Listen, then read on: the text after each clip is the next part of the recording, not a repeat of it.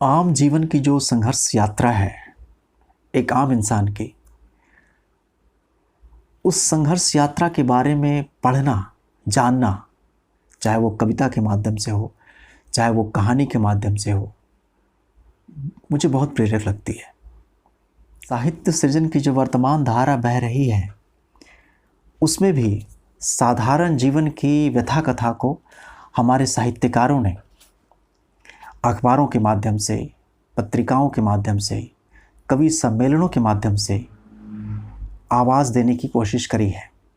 ये दिगर बात है कि इन माध्यमों से वो आवाज़ मुखर होती है, फिर मौन हो जाती है। उसी आवाज़ को हम फिर से एक नई आवाज़ देने का प्रयास कर रहे हैं। आज प्रस्तुत है भारत यायावर जी की कुछ चुनिंदा रचना जो उनके दिल के बहुत करीब है। वैसे तो कवि को अपनी सारी रचनाओं से बहुत प्रेम होता है, लेकिन इन कविताओं से उनका विशेष लगाव है। फिलहाल वो विनोबा भावे यूनिवर्सिटी हजारीबाग में हिंदी के प्राध्यापक हैं। यहाँ मैं उनकी 3 कविताओं को पेश करने जा रहा हूँ। आप उनको सुनिएगा और अपनी राय से हमें ज़रूर अवगत कराइएगा।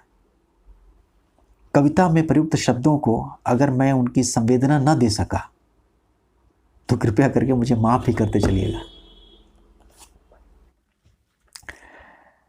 मैं वही हूँ,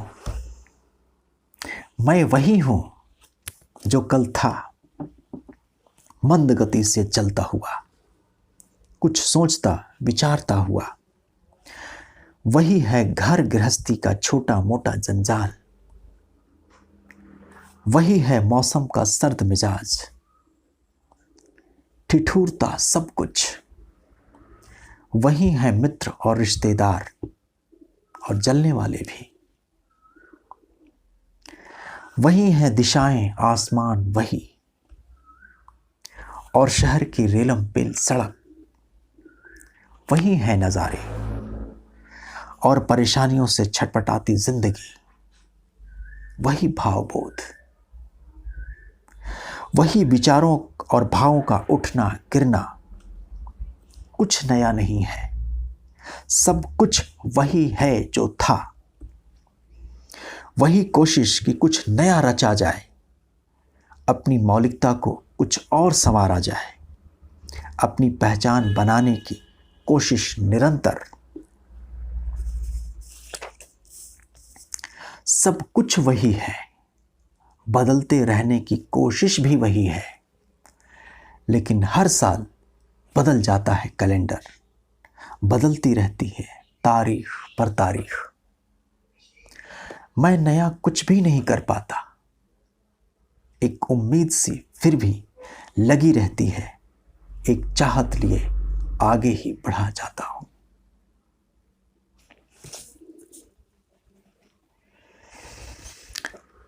गालिब एक बुढ़ा फकीर, एक बुढ़ा फकीर ठंड से भीगी सुबह में टनटनाता दिख गया था।